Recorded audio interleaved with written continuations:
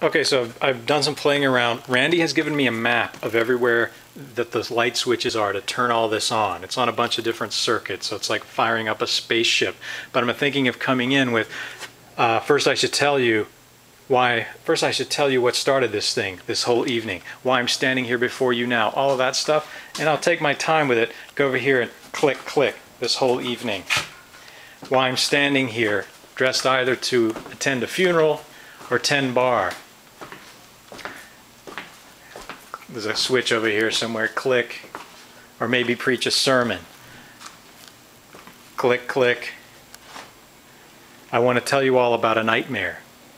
I'm on a mountain trail and I come upon this shack, like one of those little shacks they have on cross-country ski trails, click, where you can go in and warm yourself by a roaring fire. We're going to get hot chocolate, maybe warm yourself by a roaring fire. Getting caught on things, click. Only it was summertime.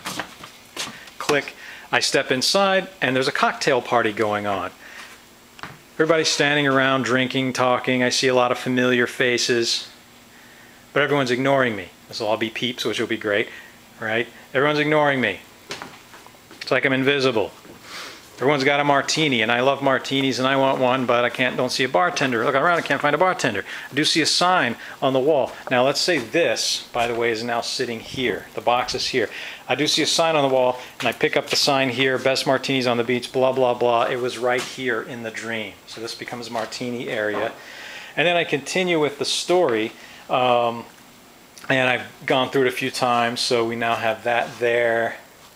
We have tiger wearing a saddle, we have cirrhotic liver, we have snake, martini stuff stays there, we have 80s, a time of suspicion, and somewhere here we have something else. Where'd it go?